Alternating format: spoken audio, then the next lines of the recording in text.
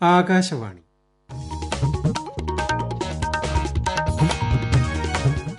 നമസ്കാരം. പ്രാദേശിക വാർത്തകൾ വായിക്കുന്നത് രഞ്ജിത്ത്.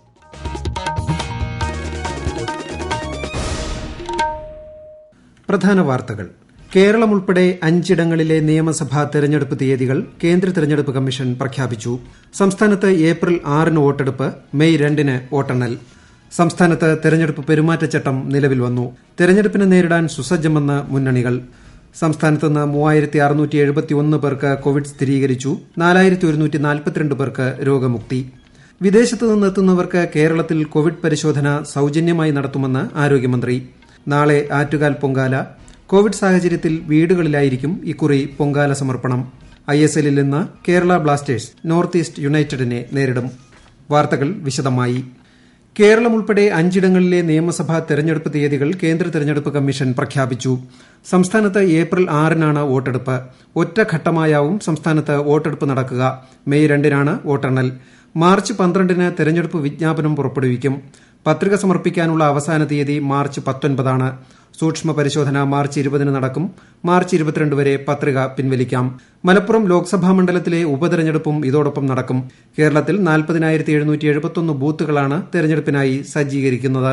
5.79 ലക്ഷം പുതിയ വോട്ടർമാരുൾപ്പെടെ 2.67 കോടിയോളം വോട്ടർമാരാണ് ഉള്ളത്. തമിഴ്നാട്ടിലും പുതുച്ചേരിയിലും ഏപ്രിൽ 6-ന് തന്നെ ഒറ്റഘട്ടമായി വോട്ടെടുപ്പ് നടക്കും. അസമിൽ 3 ഘട്ടങ്ങളായി മാർച്ച് 27, ഏപ്രിൽ 1, 6 തീയതികളിലാണ് വോട്ടെടുപ്പ്. പശ്ചിമബംഗാളിൽ മാർച്ച് 27 മുതൽ 8 ഘട്ടങ്ങളായാണ് വോട്ടെടുപ്പ് നടക്കുക. മാർച്ച് 27-ന് പുറമെ ഏപ്രിൽ 1, 6, 10, 17, 22, 26, 29 തീയതികളിലാണ് വോട്ടെടുപ്പ്. തെരഞ്ഞെടുപ്പ് പ്രഖ്യാപിച്ച സംസ്ഥാനങ്ങളിൽ ഇന്നു മുതൽ മാതൃകാ പെരുമാറ്റച്ചട്ടം നിലവിൽ വന്നു. കോവിഡ് സാഹചര്യത്തിൽ കർശനമായ നിയന്ത്രണങ്ങളോടെയാവും ഇക്കുറി തെരഞ്ഞെടുപ്പ്. പോളിംഗ് സ്റ്റേഷനുകളുടെ എണ്ണം കൂട്ടിയതിനു പുറമെ 80 വയസ്സിന് മുകളിലുള്ളവർക്ക് തപാൽ വോട്ട് അനുവദിക്കും. പത്രിക നൽകാൻ സ്ഥാനാർത്ഥിക്കൊപ്പം 2 പേരെ മാത്രമേ അനുവദിക്കൂ. വീട് കയറിയുള്ള പ്രചാരണത്തിന് 5 പേരെ അനുവദിക്കും. ഒരു മണ്ഡലത്തിൽ പരമാവധി ചെലവാക്കാവുന്നത് 30.8 ലക്ഷം രൂപയാണ്. നിയന്ത്രണങ്ങളോടെ റോഡ് ഷോകൾ അനുവദിക്കും. കേരളത്തിൽ പോലീസ് നിരീക്ഷകനായി ദീപക് മിശ്രയെ തെരഞ്ഞെടുപ്പ് കമ്മീഷൻ നിയോഗിച്ചു. പ്രത്യേക നിരീക്ഷകനെ 2 ദിവസത്തിനകം തീരുമാനിക്കും. പുഷ്പേന്ദ്രകുമാർ പുനിയയാണ് തെരഞ്ഞെടുപ്പ് ചെലവ് നിരീക്ഷകൻ. കേരളത്തിൽ ഇക്കുറി നിയമസഭാ തെരഞ്ഞെടുപ്പിൽ വാശിയേറിയ പോരാട്ടമായിരിക്കും അരങ്ങേറുക.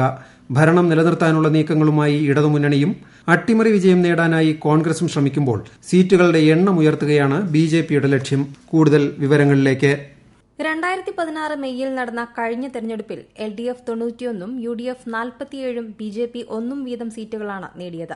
2,60,00,000 വോട്ടർമാരുണ്ടായിരുന്ന ഈ തെരഞ്ഞെടുപ്പിൽ 77.53% സംസ്ഥാനത്തെ പോളിംഗ് നിരക്ക്. തെരഞ്ഞെടുപ്പിനായി സംസ്ഥാനത്ത് 21,498 പോളിംഗ് സ്റ്റേഷനുകളായിരുന്നു സജ്ജീകരിച്ചിരുന്നത്. കേരളത്തിന്റെ തെരഞ്ഞെടുപ്പ് ചരിത്രത്തിൽ ഒരു മുന്നണിക്കും ഇതുവരെ തുടർച്ചയായി 2 തവണ അധികാരത്തിലേറാൻ അവസരമുണ്ടായിട്ടില്ല. ഈ പതിവിന് മാറ്റം വരുമോ എന്നതാണ് സംസ്ഥാനം ആകാംക്ഷയോടെ ഉറ്റുനോക്കുന്ന വസ്തുത. 2 മാസം മുൻപ് നടന്ന തദ്ദേശ തെരഞ്ഞെടുപ്പിൽ നേടിയ മേൽക്കൈയാണ് ഇടതുമുന്നണിക്ക് പ്രതീക്ഷ പകരുന്നത്. എന്നാൽ 2019 ലോക്സഭാ തെരഞ്ഞെടുപ്പിൽ ഉജ്ജ്വല വിജയം നേടാൻ കഴിഞ്ഞത് കോൺഗ്രസിന് പ്രതീക്ഷ നൽകുന്നു.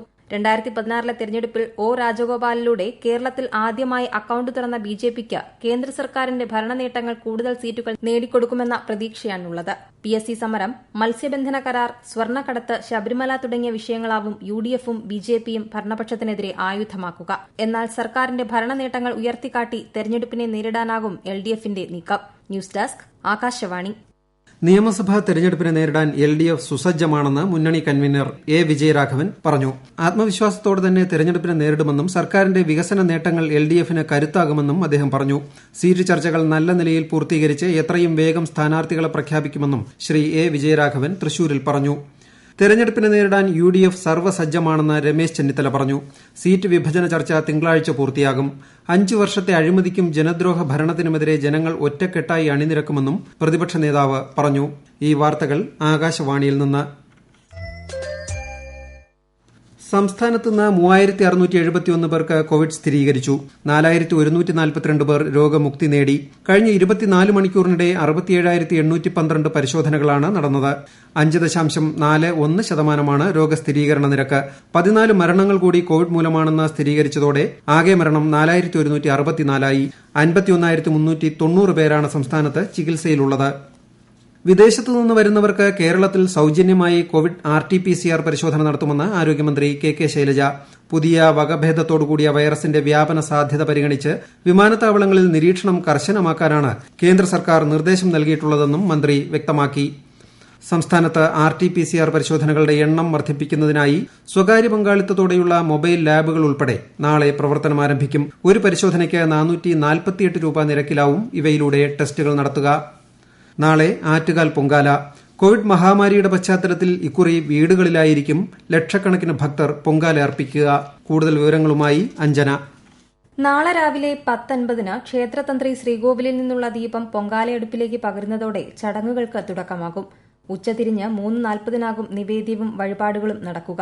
കോവിഡ് സാഹചര്യം പരിഗണിച്ച് ഈ വർഷം ക്ഷേത്രത്തിലെ പരമ്പരാഗത അടുപ്പിൽ മാത്രമായിരിക്കും പൊങ്കാല സമർപ്പണം. ക്ഷേത്ര പരിസരത്തോ പൊതുസ്ഥലങ്ങളിലോ ഭക്തരെ പൊങ്കാലയ്ക്ക് അനുവദിക്കില്ല. എന്നാൽ കോവിഡ് നിയന്ത്രണങ്ങൾ പാലിച്ച് ക്ഷേത്രത്തിൽ പ്രവേശനം അനുവദിക്കും. ആചാരാനുഷ്ഠാനങ്ങളുടെ ഭാഗമായ എഴുന്നള്ളിപ്പിനും മാറ്റമുണ്ടാക്കില്ല. രാത്രി 11:30 എഴുന്നള്ളിപ്പ് ഘോഷയാത്ര ക്ഷേത്രത്തിലേക്ക് മടങ്ങും. 10നും 12നും ഇടയിൽ പ്രായമുള്ള പെൺകുട്ടികളെ താലപ്പൊലിയിൽ പങ്കെടുക്കാൻ അനുവദിക്കും. കുത്തിയോട്ട നേർച്ചയിൽ ഒരു ആൺകുട്ടിയെ മാത്രമായിരിക്കും പങ്കെടുപ്പിക്കുക. News desk, Akashvani. ആറ്റുകാൽ പൊങ്കാല നടക്കുന്ന നാളെ തിരുവനന്തപുരം ജില്ലയ്ക്ക് പ്രാദേശിക അവധിയായിരിക്കുമെന്ന് ജില്ലാ കളക്ടർ അറിയിച്ചു. എല്ലാ വിദ്യാഭ്യാസ സ്ഥാപനങ്ങൾക്കും സർക്കാർ അർദ്ധസർക്കാർ സ്ഥാപനങ്ങൾക്കും അവധി ബാധകമായിരിക്കും. കരസേനയിലേക്കുള്ള റിക്രൂട്ട്മെന്റ് റാലിക്ക് തിരുവനന്തപുരത്ത് തുടക്കമായി. കാര്യവട്ടം ഗ്രീൻഫീൽഡ് സ്റ്റേഡിയത്തിൽ നടന്ന റാലിയിൽ 3000-ഓളം പേർ പങ്കെടുത്തു. 25ാമത് രാജ്യാന്തര ചലച്ചിത്രമേളയുടെ തലശ്ശേരി പതിപ്പിന് നാളെ കൊടിയിറങ്ങും. ഫെബ്രുവരി 23-ന് ആരംഭിച്ച മേള തലശ്ശേരിയിൽ ഉത്സവ പ്രതീതിയാണ് സൃഷ്ടിച്ചത്.